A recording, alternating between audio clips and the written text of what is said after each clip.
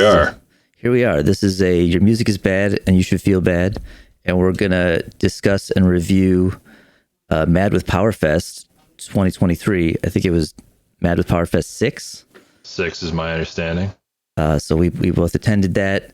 It was a good time. The list of bands got changed up a bit. I think it was a Sound of Thunder in particular was a band that I had hoped to see. And I guess the one guy had a back problem, so that was a real bummer. I think they posted that on the Facebook. Yeah. So that was probably my biggest disappointment, is that a band I had put effort into listening to beforehand was suddenly poof gone. As this is sort of ProgPower Junior in many ways, that is part of the ProgPower experience, is that there's usually a band or two that can't get a visa or something and then has to cancel, or sometimes much worse reasons. But at the very least, lots of visa issues. And so to have a last minute sub is pretty common. Although sometimes you get lucky and there's like a really good last minute sub.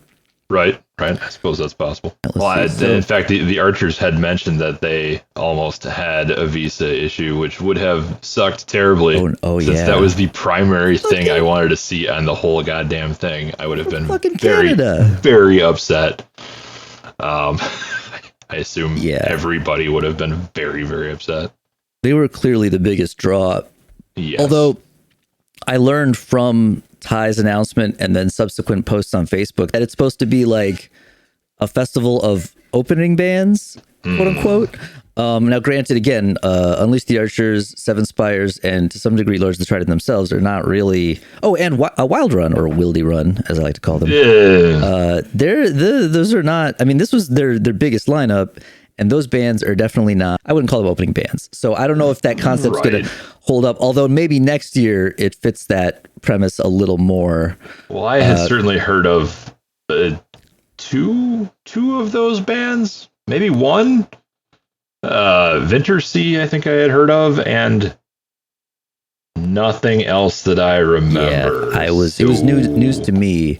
I was talking with Rich about, he knows somebody in Glyph. They seem to be like a regional supergroup. He's like, to be a supergroup, you have to be in like a bigger band. And it was like, okay, well then what do you call it when your supergroup is not that super? And he was like, that's just another band. You just in another. People are in more than one band. That's just normal.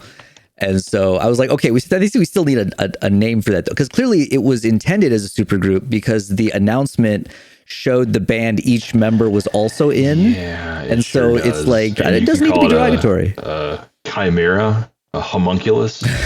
I think homunculus is maybe somewhat derogatory. Chimera might be a little too metal, but I think there was also an actual band called Chimera, or at least there was at one point. Sure, I'm confident there was. Yes, the festival's going well. This is the first time I made it. 6th year, they moved up to a much bigger venue, which actually has a higher capacity than ProgPower, which they made a point of posting about how they had outsold ProgPower this year. Although, again, I think this year's lineup, I can see why. Next year, maybe good.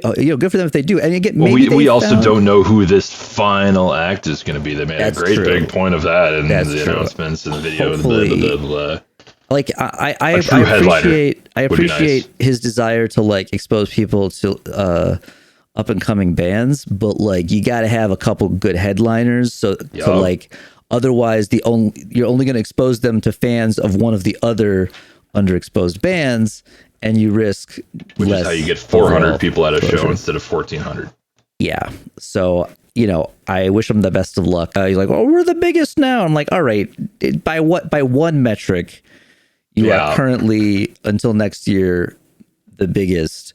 What I will give them is that it is officially surpassed ProgPower as the nerdiest metal festival in the country.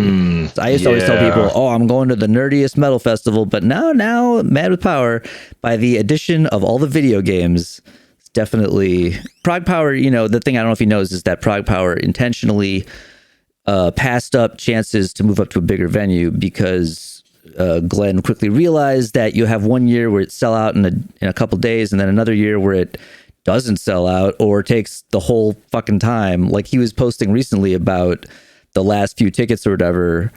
to ProgPower, which is in a few more weeks, I think. It's ups and downs, and so hopefully it keeps. And I don't want to talk too much trash because you still want to be welcome at the other show. And I would play it if I had it would be an extremely appropriate show for the Flattened Earth if a live band occurred.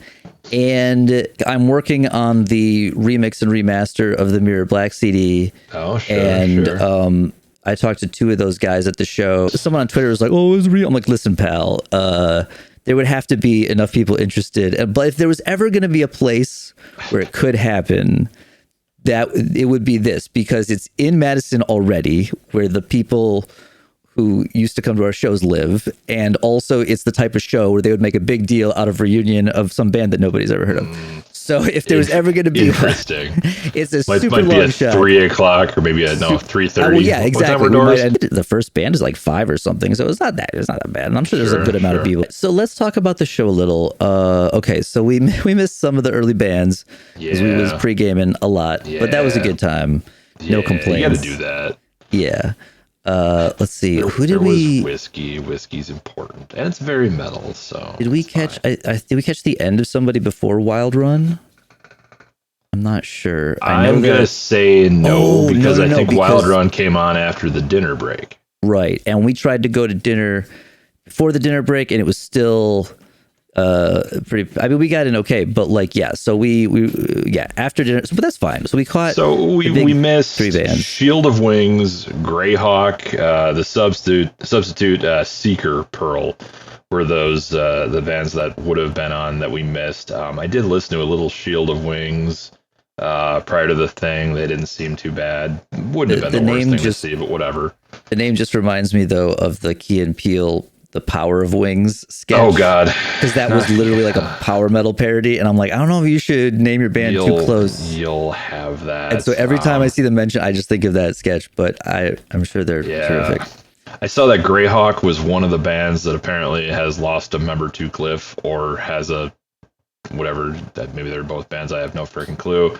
And I don't know anything about Seeker Pearl, so that's kind of the rundown for me, at least, on the stuff we missed. Wildrun.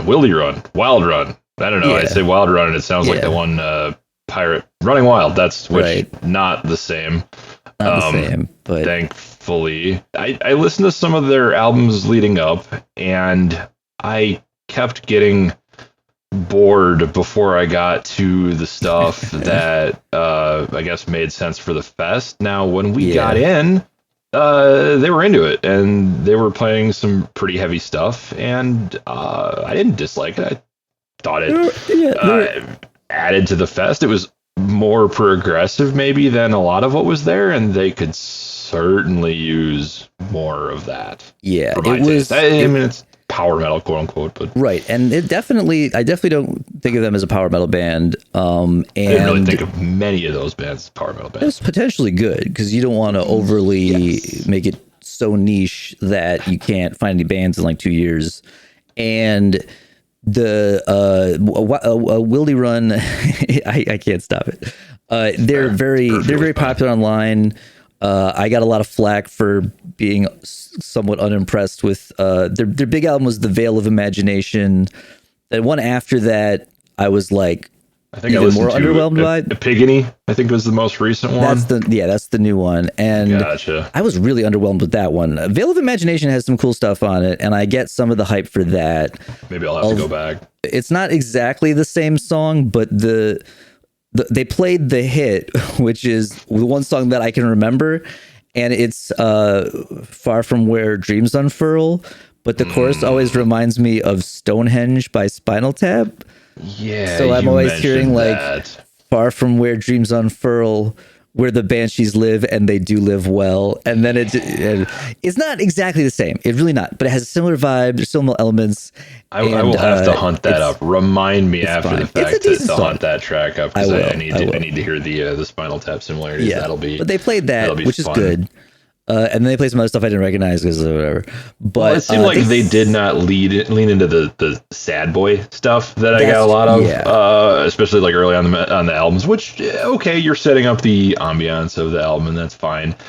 And you don't need that in a concert. So that was good. I enjoyed them more because I didn't have to listen to sad boy bullshit. Yeah. I heard that their earlier album, the one before Veil of Imagination, was more folk metal focused. And then I don't know what you'd exactly call the last one, Epigony, but it was also, like you said, it was just more of that side of it, because the whole thing people like is because of the contrast, right? It's sort of, I think of them as like a post Opeth band, but Sure.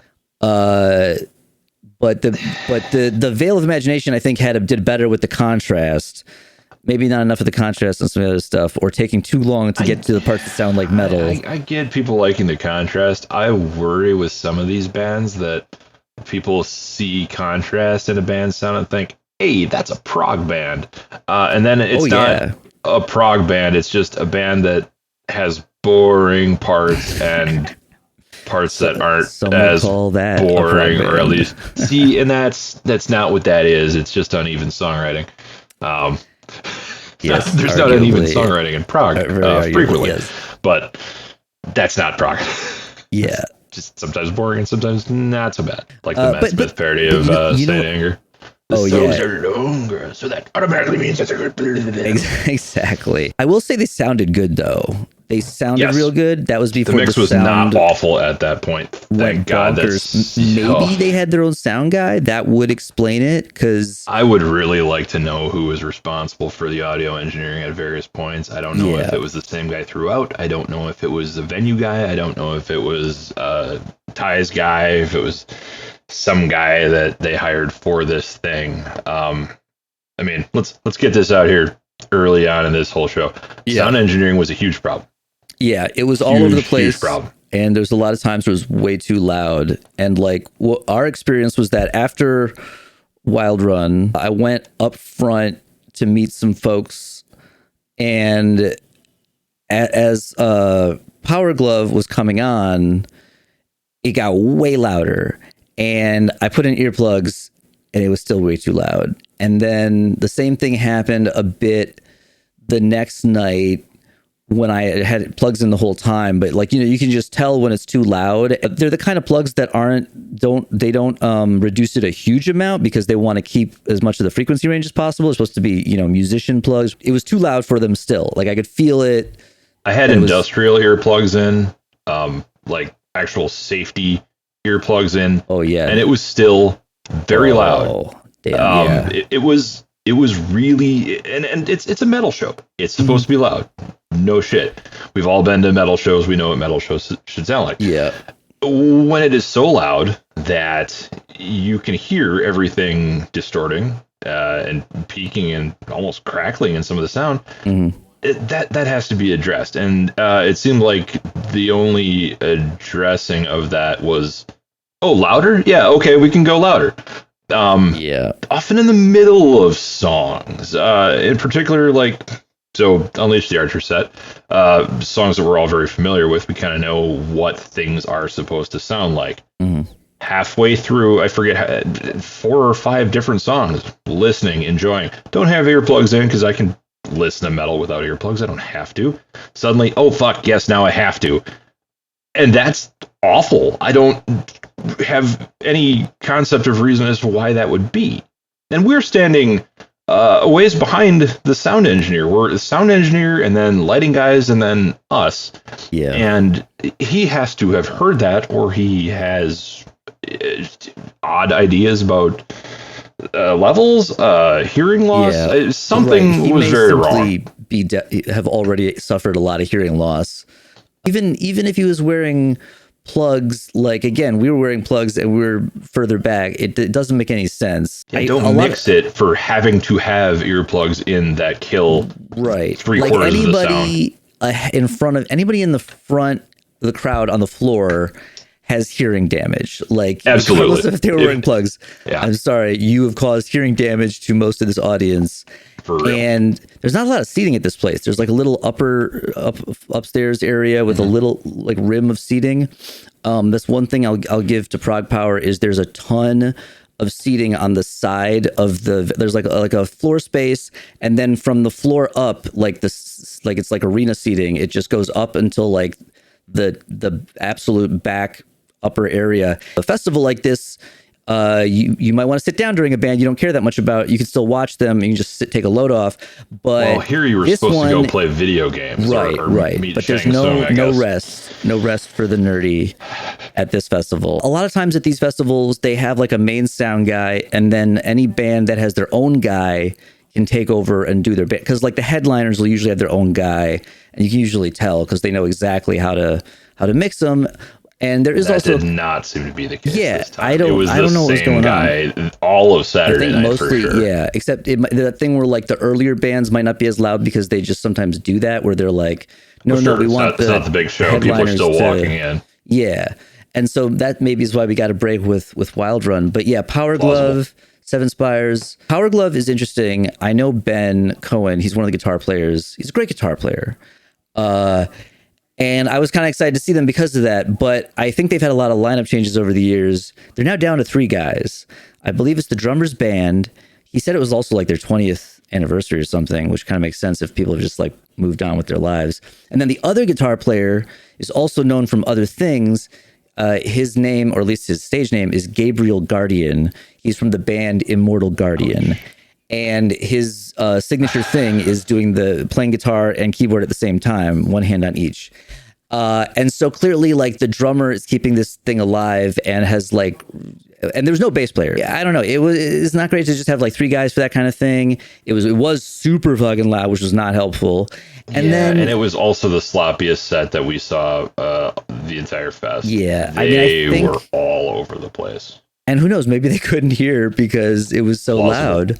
Again, very plausible. And also, like, I realized, like, some of their material, like, the premise is, I think they're one of the first successful metal band that plays video game music, which is interesting because there's a band next year called Lame Genie, and it was like, oh, another one. I think they were the first one in 20 years, but they did Under the Sea from The Little Mermaid. It was not at all video game related, just nostalgia. At this point, you're just doing nostalgia. Oh, there was probably a Little Mermaid game. There was a Lion King game. Yeah, but it wasn't like what it was from. Like, they could have used footage from the game if that was the case to try to, but I don't think they did. Oh, God, no. The licensing alone, you can't do that. They did the Super Mario theme, and like it's known for being jazzy, and it's like they took all the jazz right out. Just no jazz. Yes, absolutely. Let's play it real fast. There's no room for jazz. No bounce. So that was a little disappointing, but Ben's getting paid, I hope. So they all. Yeah, I would support more of the inspired, not directly. Yeah, and there's a lot of that now. Give me some more Proto Men. Proto Men played in Madison a couple of times and were fantastic. The second show had really bad turnout for whatever reason, probably because it was like a Tuesday. Oh yeah. You don't do shows late on a Tuesday. I don't know, but if you're gonna do all this video game stuff, they would almost fit in a show like this. They're not metal, they're rock, but boy, howdy, would I like to see a band like that on a fest like this if they're gonna really lean on the video games and nerdy stuff. Which that would be cool. I would very much support that. I don't want to dilute the theme, but yeah. But again, I think it's good to be flexible. Like that, the thing about ProgPower is that the prog lets you pretty much slide anything in as long as it's not. And then even sometimes they would slide that just stuff that, like, there were death metal bands that weren't even prog. They were just like, people wanted to see them. We needed somebody that people were going to get excited about. And so I think this year, at least with Wilderun and stuff, shows that they can like stretch it a little, which is good. But I don't know if maybe it's just me, and sometimes I'm a genre asshole, but we all are. Power metal bands this year, Archers, obviously, Lords of Trident, yes, okay. Seven Kingdoms. I guess Seven Spires. I didn't look much into Seven Kingdoms. Seven Kingdoms is definitely power metal. All right. Seven Spires is kind of, but you could almost call them prog because there's like enough of a mix in there. Like they do some of the more like, the vocals couldn't do like death and black metal inspired stuff, and then they'll do just like a blast beat or whatever, maybe some trem picking. That's about as far as you can go, really, probably saying with it. But it's. I should back up. Maybe this year was pretty good. Next year, the lineup from the video, were 2 of those bands power metal and the rest were death metal, right? other than the one that was electronica? Well, there was a couple that had like. Well, there was the Hobbit band, which who gives a shit? They still kind of sounded more like in the ballpark of like power metal with extreme vocals almost. Well, like, I don't know. I'd have to listen to it more, but yeah, that's what I'm saying. But power metal fest. But they weren't like brutal death metal bands. Clean vocals. But that's more than anything else. That's power metal. There are power metal bands now that will use the extreme vocals more, and so I'm not surprised. And it's good to have some of that in the mix. Keeps things interesting. But I get what you're saying though. Not a lot of like pure power. Yeah, there's a few notable ones. It's like nerdy metal. Nerd metal would be a much better classification. Which, as I said, then they could claim to be the biggest nerd metal festival in the country. Maybe the world. I don't know. Safely claim. Well, it's hard to say. I don't know. There might be somebody Japanese in Europe that's Oh, good point. Never mind. I'll walk that back. Just let's be careful with that one. There you go. Maybe North America. Maybe. So Seven Spires was pretty good. There's their usual. I mean, I've seen them at ProgPower. They did the usual thing. Yeah, they sounded real good. And they sounded good, and it was with their show. It was loud, but it wasn't like horrible. It wasn't as bad as Powerglove. It was like at least more like expectedly loud. I still spent most of that set with earplugs in. Oh yeah, no, for sure. I was in pain by that point. I had the klaxons ringing in my ears for the next day. So thanks, audio engineer. Curious about what the hell is going on, and like I wanted to, like I made the nice post about like it was cool and everything, but now I was like, I'm gonna wait a few days and then make another post. I'm like, but the sound, what was going on? Please fix that for next year so that I don't lose any more hearing. Well, had you ever been to a fest before where various people kept walking up and trying to, I guess, critique the engineer in the middle of the show? Usually yelling at the lighting guys, because I think there was a lot of confusion as to who was who. But I think there was one right in the middle of the Archer's set where the guy, where there's a quiet moment, he screamed something essentially at the lighting guys, and except it was the wrong guys, and it didn't help. But I've never seen that at a show where somebody literally came up and screamed something. I was like, "Ooh, okay, he's right." We didn't catch Of Romulus or Grave Shadow. High Spirits was interesting. So this band, that's a nice way of saying it. They're from Chicago. And he's like, I'm Chris, and these are my friends, and we play rock and roll. And I was like, that's not a great start. And two of the guys had black and white guitars with like a diagonal between them, which I think is like a thing, or like maybe that's a diagonal, but like I think that's a Scorpions thing. I could be wrong. And at least one of the guys in Scorpions has a black and white guitar. And so I'm like, is this a Scorpions thing?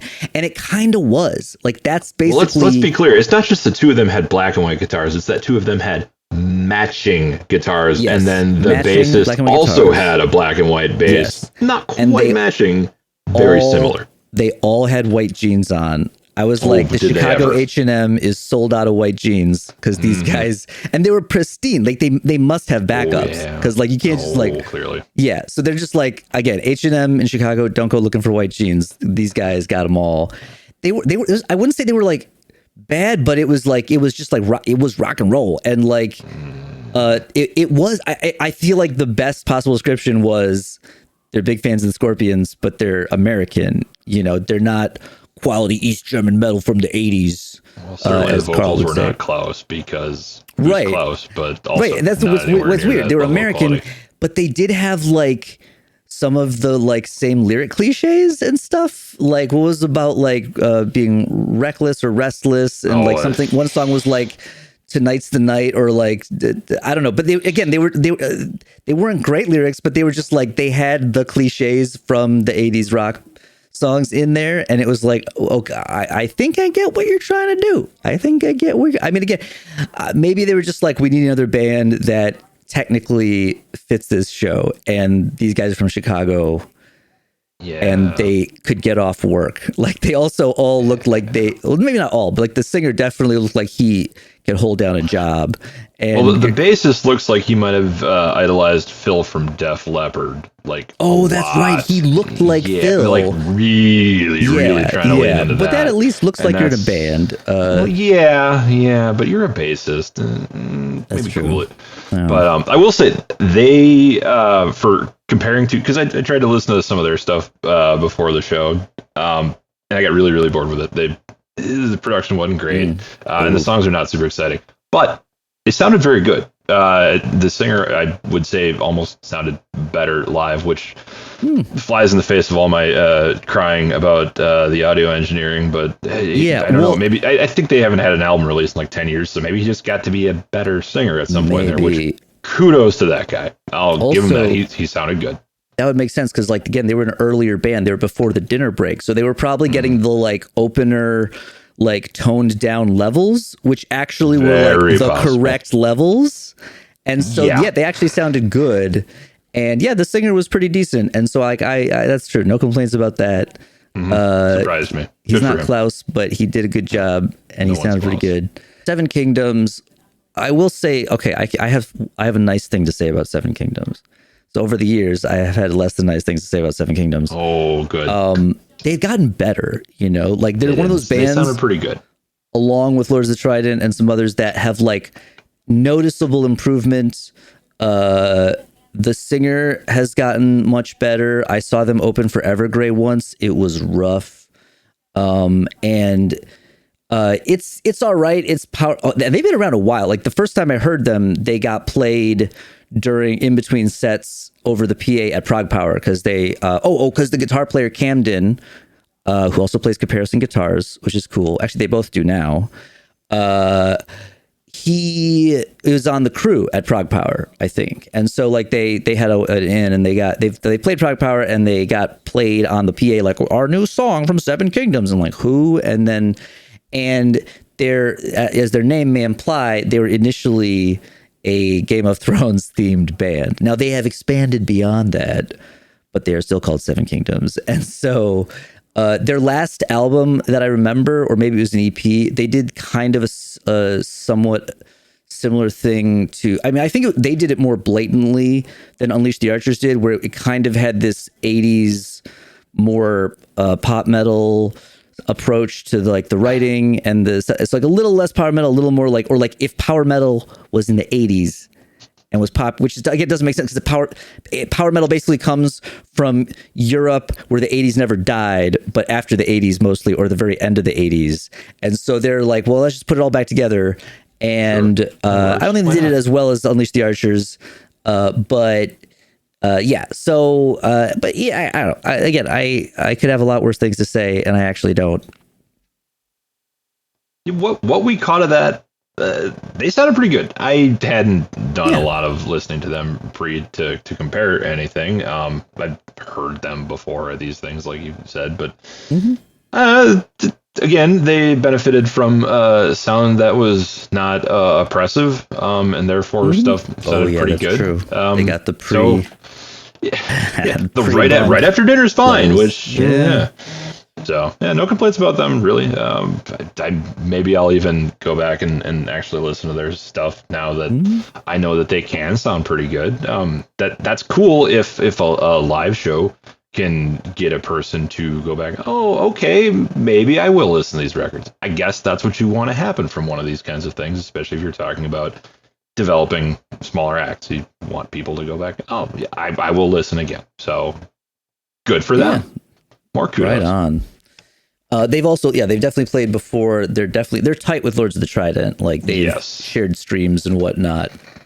Were they part of the whole hilarious quasi scandal thing that everyone makes jokes about? I forget how that shook out. It was stupid and I didn't pay attention to it. There was somebody's wife. Ty is hanging out with somebody's wife. Blah, blah, blah. They made a reference to it in the video. It was a very stupid thing. It was like, oh yes, people who are friends are doing things with their friends. How dare they? It was something on the internet, and the internet is dark and full of terrors. Yeah.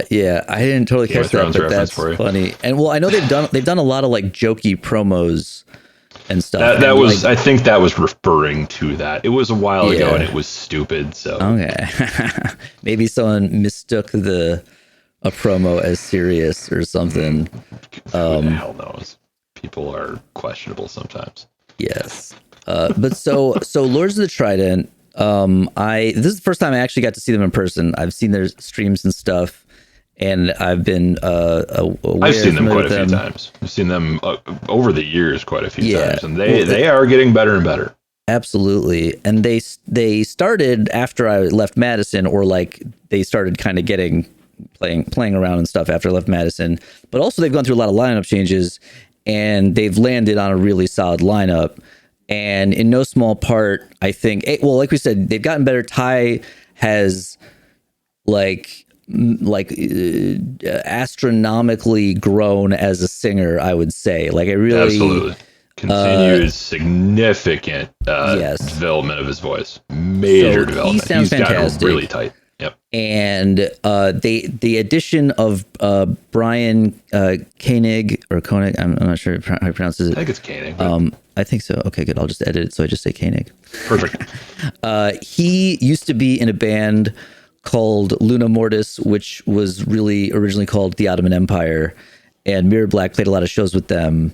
And yeah, well, I mean, but like it was he and you know, he wrote all the stuff in that band, which is why as soon as he joined, I was like, oh, this is gonna make a difference, because early Lords of the Trident was pretty straightforward. It was like pretty much I would say like Dio.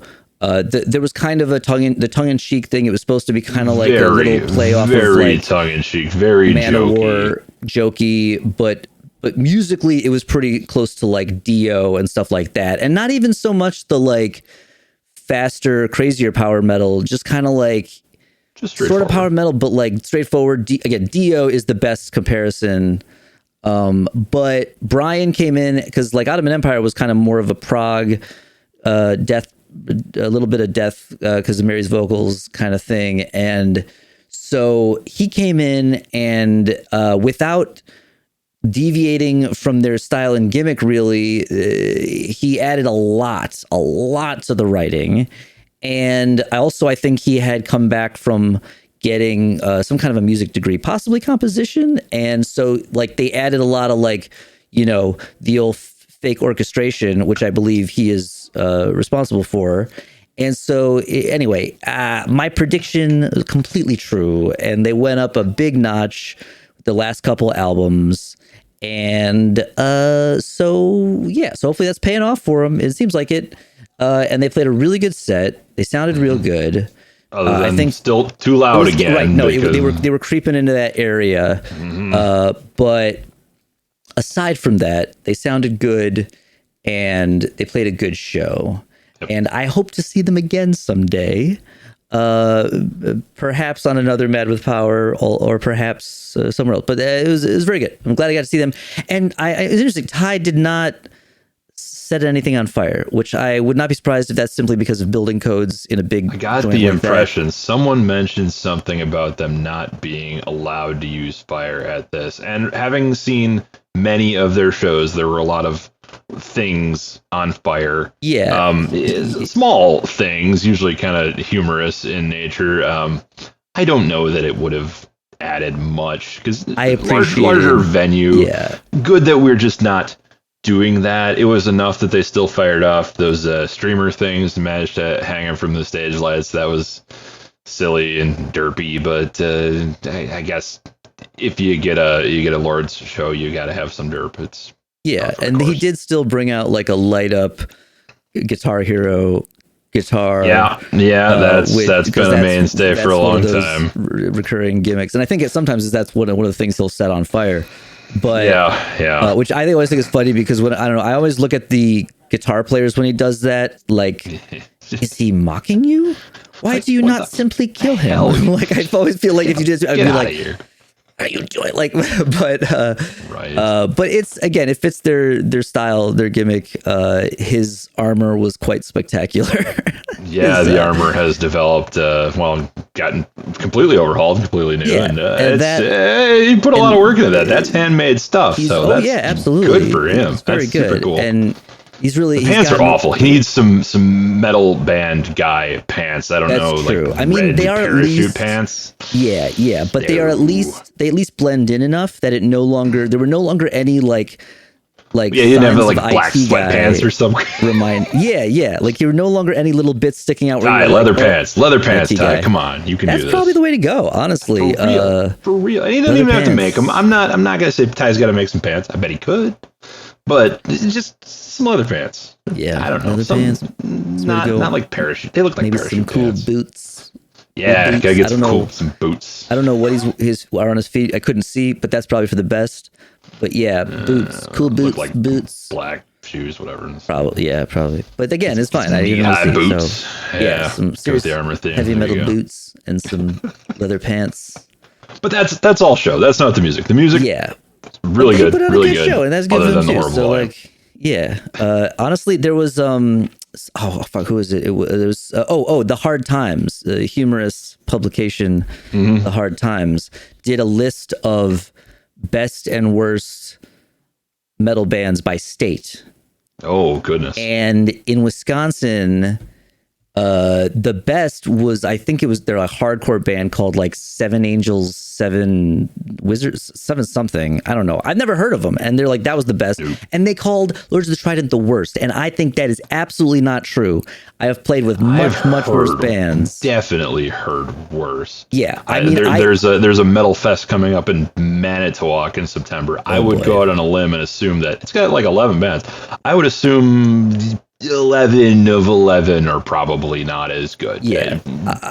I think 100% on that. Well, the way I'm taking it is that good for them that they have heard of Lords of the Trident. Good for Lords of the Trident that they have heard of them to be put on this list, which is probably mostly a joke anyway. Yeah, the Hard Times being very sarcastic, they might have essentially meant that, hey, so listen like, to the Lords. They're really, awful. No, they're just hating on the nerds. Yeah, and well, that's fine. it's So, important like, to do. You have to do that. I just want to say I don't think it's true, and I think Part it's of the unfair. social contract. But good for them for mentioning them, even if they maybe should have flipped it. I can't think. The thing is, I was trying to be like, because I'm like trying to think of like who would even be a better Wisconsin metal band. There's not a lot of big time Wisconsin metal bands, and I was the only way I could even like there was some because they gave Nikki Sixx worst of like Iowa or wherever the fuck he's from. I was like, since they gave him solo Nikki credit Sixx, for a state, I was like, Jeff Loomis is from Wisconsin, and therefore give Jeff Loomis maybe best metal band, or indirectly, because Nevermore's from Seattle, but still, I was like, Jeff Loomis has done some stuff. Give him that on a technicality, or honestly, maybe the Lords might even be the best metal band in Wisconsin right now. I don't know. I don't know enough. Very well be. At least the best active one, potentially. They've won various awards. There you go. Well, here, let's do this. I've never heard of any of these bands. Like I said, this is it's at Pet Skull Brewing, which is a big up and coming brewery in Manitowoc, and they're doing a lot of different metal shows. So this is kind of interesting that they're kind of going with a 8 bands. It is apparently 8 bands, 11 hours of metal, blah, blah, blah, blah, blah. Let's see if you've heard of any of these, because I sure as hell haven't. And I'm not even sure how I'm supposed to pronounce some of these. Macabre, like a joke on macabre. It's Micawber. Who the hell knows? Oh, okay. Yeah. Toxic Ruin, Read My Scars, Bottom Shelf, another 7 band, 7 Cities Dead, Doug Goff Rockers with a Z. Wow. Ghidorah.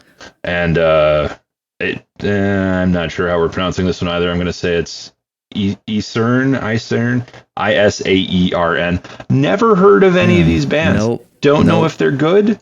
Gonna assume the Lords are better. Yeah, I'd say there's good odds on that. Yeah, so I think it's just genreism. They're judging them for being a silly, nerdy power metal band, and that is also their strength. So that's the appeal. So they did the. We'll talk about the announcement video after, but finally, Unleash the Archers. I think I've seen them at ProgPower. But, I had not seen them yet.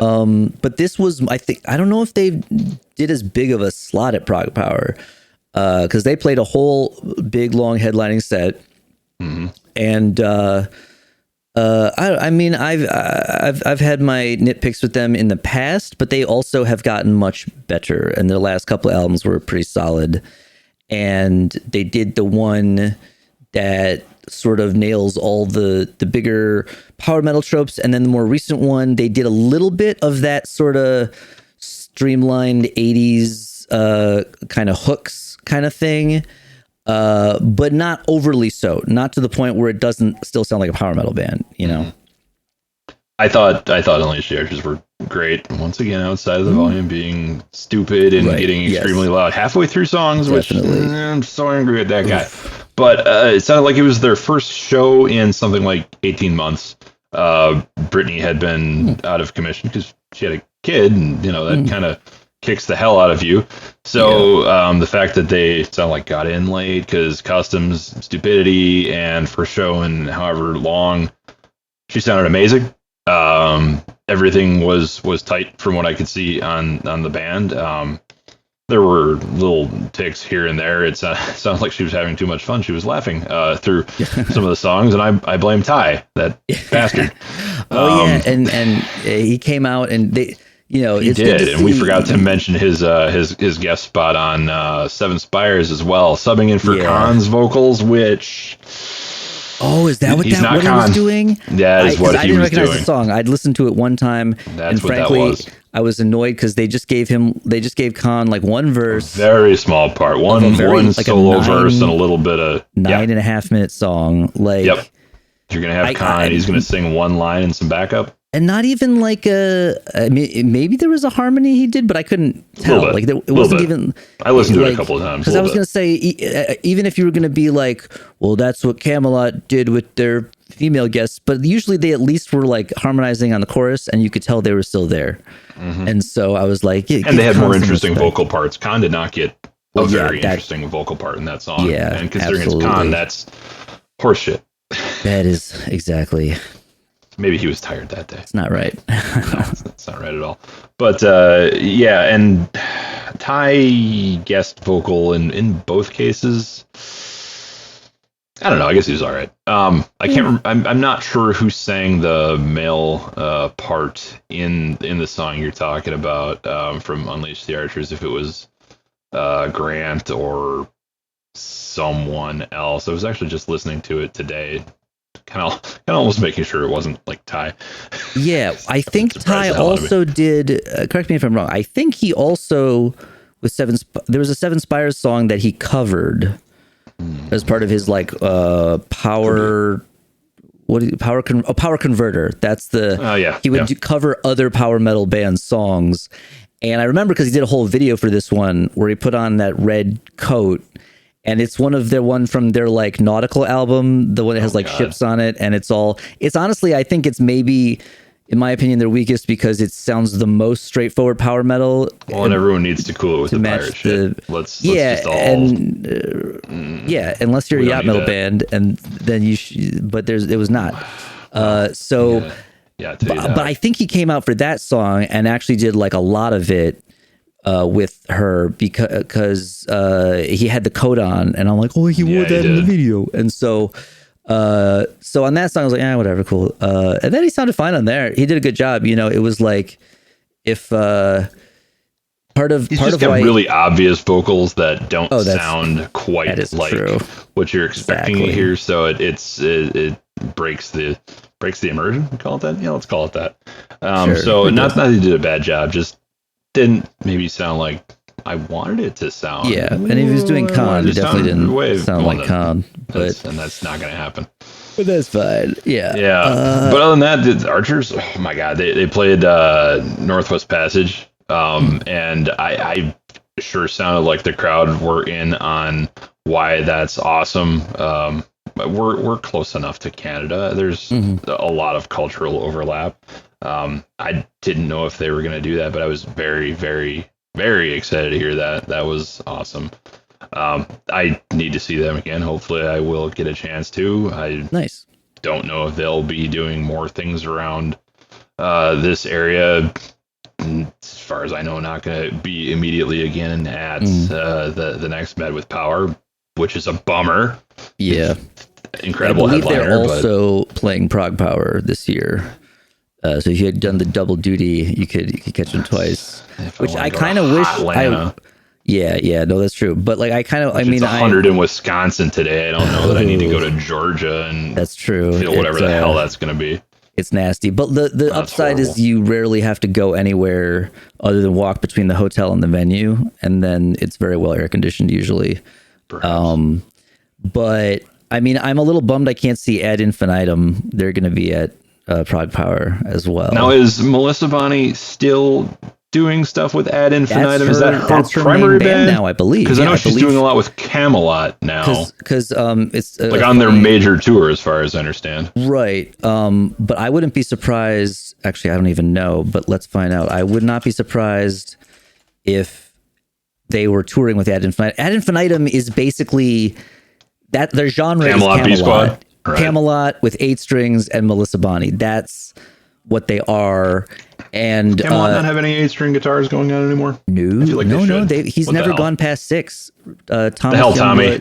He's a 6-string. He's tuned it down, but that's it.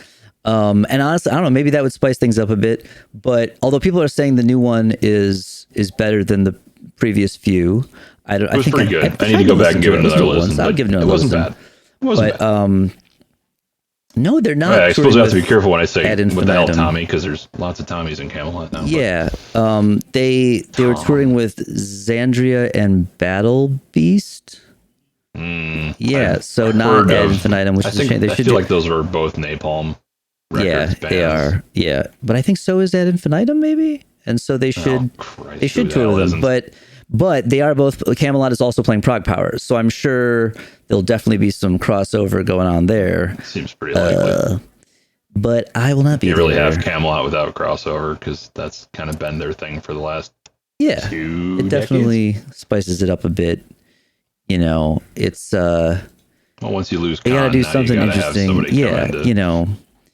Not the Tommy's exactly. Bad, and Tommy's decent, but they need to. Honestly, they should try to write some different kind of melodies that doesn't sound like he's just doing Khan, although it's probably has something to do with like I would guess Thomas writing the melodies, but I don't really know for sure. I'm speculating. Most likely, but they've got a sound, and you stick to the sound. That's true. The sound. They're not prog, and their new album. People are saying it's good. Some are saying it's the best they've sounded since Mirror Black opened for them on the Black Halo tour in St. Paul, Minnesota.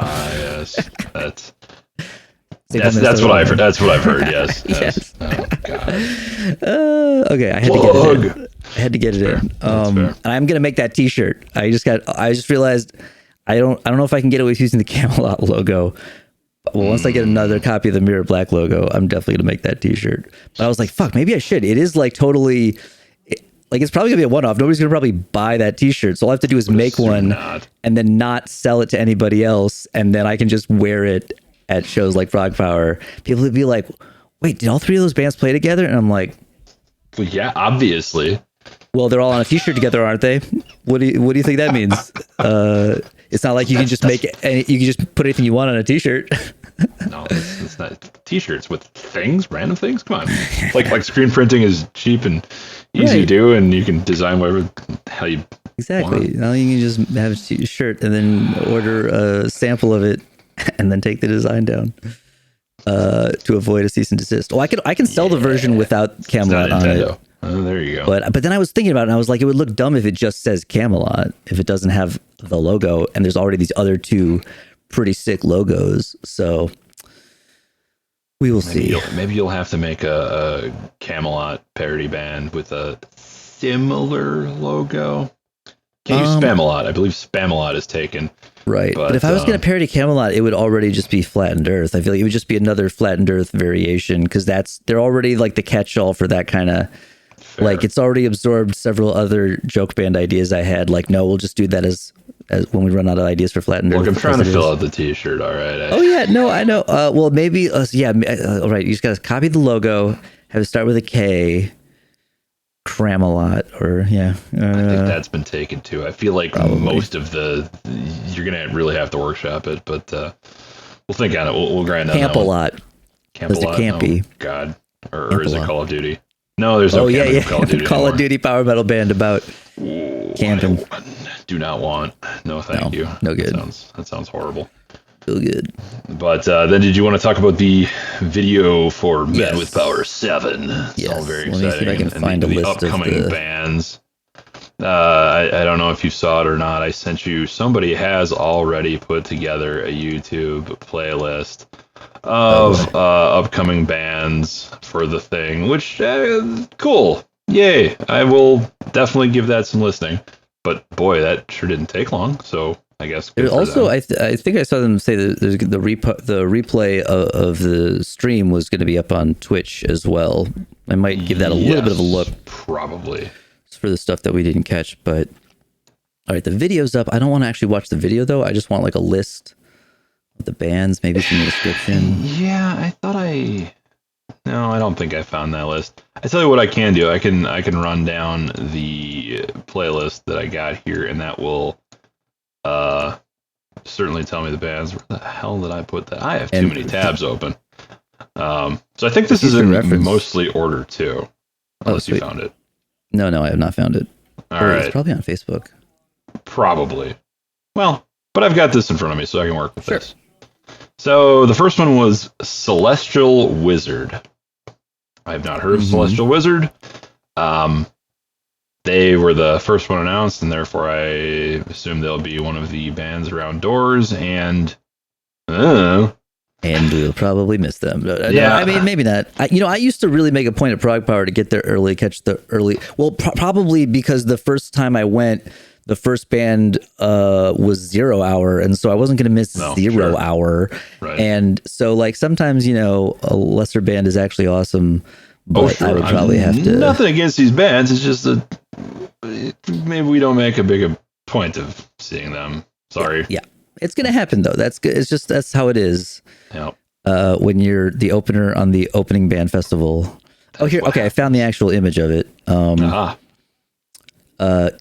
Well, I see. And I don't know if this is in order. Some of this feels like it's in order of appearance, but I'm not sure. So we got the list I have appears to be in order from what because I did rewatch the video. And this, I think, is pretty much in the order of how they were announced. And you know what? The website, even the image that would maybe go on t-shirts. I don't know if they had t-shirts, but if it did, it wasn't in order of appearance either. So this makes sense that this isn't in order of appearance. Definitely wasn't in order of announcement. But okay, so Celestial Wizard, and then who is Dialith? I'm not really sure how we're pronouncing that because I don't think it comes from any linguistic tradition that I know of. I don't know. Again, a band I've never heard of. They sounded kind of deathy, which, all right. Like I said, I thought many of these bands really did. So I guess I'll give them a listen and see if they don't. I'd have to give them another listen, but all the deathy ones to me still sounded like power metal band doing death stuff, because maybe it's more the hybridization, but none of it was like, whoa, that's fucking brutal death metal, Sure, but also almost none of it was clean vocals. That's true. There was a lot less. There were if you're going to be but power metal, you should have more clean vocals than anything. I mean, yeah. Yes, you can have death growl vocals, but clean should be the focus. I mean, that's that is the that's how I look classic at it. Power metal. It should at least have a mix. I'm not the arbiter of these things, but maybe I should be. God damn it. Right. So anyway, two bands we've never heard of. After that was Starkill. Yeah. Still haven't heard of. I had not heard of any of these bands. I'm sorry. I I will go down this list and I will see what's sounds good. Blech.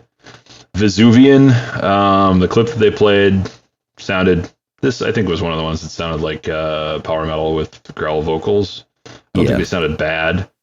Lane Genie.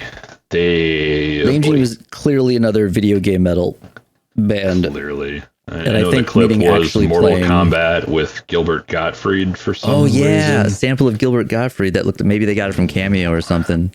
Yeah, didn't he die a few years ago already now? Yeah, which is what I So was that like, couldn't have been real recent.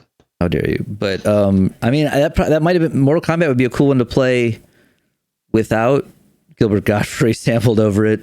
But they are called. I feel like every single one of these bands has done Mortal Kombat in some way, shape, or form. Probably. I'm surprised Powerglove didn't do it, especially with the dude from Mortal Kombat. I didn't hear him play it, and the dude from Mortal Kombat was there. The one, Philip Ahn, Shang Tsung from Mortal Kombat 2. Yes. Just in case you didn't know, it was a Nerd Metal Fest. There was a guy from a video game. I've seen them do stuff at a lot of. I don't know if the Lords actually played or if it's just Brian doing, because he does some video game guitar music on the side. And so he's played some of those just like straight up video gamer nerd fests. And there was one or two where they post pictures with a bunch of the dudes from the original Mortal Kombat's. And so I assume at one of those, they were just like, you want to come to our thing? And the one guy said yes. That's why they were like, and also Philip Ahn. Shang Tsung from Mortal Kombat 2. Okay, why is he here? Why not? Why not? Because there's video games and stuff. Whatever. Anyway, the next band on that list was Wintersea, who I had heard of and had listened to a little bit. They sound like they got a pretty good mix of clean and growl vocals. Yeah. I'll probably listen to them more. I know they're on Napalm, so they're a bigger act than some of these. I don't know if that makes them a headliner or not to this. Which is interesting because on this little like poster image, they're like at the very bottom, which seems weird. But again, I don't think this it is partially in order because Fellowship is at the top. Lords of the Trident is second to the top. So I don't know if this is supposed to be in order or not. It's very confusing. But okay. But no, they sounded interesting. Wintersea was one of the few bands where I was like, oh, I would maybe check this out because it was maybe an interesting mix. Well, and I've seen them a bunch on YouTube, but again, Napalm does a good job of promoting its stuff on the internet, so that is true. Cannot fault them there. It's not their fault that all their bands sound the same, but well, maybe it is. I don't know. It doesn't matter. After that was Oceans of Slumber, which the people at the venue sounded very excited. They have played ProgPower, I think, a couple times. Okay. They are fairly well established. It's sort of. They have a singer who is like not exactly a typical power metal style, but is a good singer, and so that's kind of interesting. And I think they're maybe a little gothy kind of because it's maybe a little doomy. Okay. But they're supposed to be. I never got into them, but they've played Prog. I think I've missed them at ProgPower possibly more than once. Like, oh, I'll check them out. And I just didn't get around to it. I went to dinner or something. But they're very well established. They're, at least as far as the ProgPower crossovers go, they're well established and a very good potential, like, in order to establish themselves as ProgPower Junior so that when ProgPower ends, they can, like, take up the mantle or whatever. It's not a bad get. All right. After that, I have Magic Sword. Now, this sounded more like dark wave than metal from the clip that they played, and it sounds like they've done some of this kinds of stuff for some like major soundtrack from like movies and stuff. There's something about Thor Ragnarok, and I forget what the other one was. That's right, yeah. Miami Vice or something, I forget. But as a person who listens to synthwave, I will certainly give them a listen. I do like some of the darker synthwave, like Perturbator. And I guess to a lesser extent Gunship, but so for their Wikipedia, Magic Sword are an American electronic trio from Boise, Idaho. They are known for wearing cloaks and masks during their performances. So they're nerds. They fit in there. Yes. And they do nerdy. Yeah, that's very interesting. I know that it reminds me like the other one I know that Ty likes is The Midnight. The Midnight is fantastic, so and I am going to not be able to see them at the Sylvie. They are going to be end of September, and my schedule got jacked up, which pisses me off because I want to see them. But yes, so this is actually it seems like maybe it's a good size get for the festival because could very well be. Seems like an interesting band. That's one of the ones I would definitely want to see. Nice. Yeah, and I'll be giving them a good because it's different and it's not just a mediocre metal band. No offense to the other bands, Well, I'm not saying which ones are mediocre, but speaking of mediocre sounding things, after that was Fellowship. Wait. But Fellowship was like the big headliner, though. Sure, and that's cute, but they sure did look like Hobbit metal to me. Yes. They are. It was their U.S. debut. They're from England. So it's not as exciting. I was like, oh, are they like Scandinavian? No, they're from England, whatever, UK. Hobbits. And their video they played for them was so goofy. Oh God. It looked like New Zealand or something. Right, they're very LARPy, and like a lighter. I thought of him as like a Rhapsody without any of the interesting parts. But actually, no, it's worse than that, because somebody.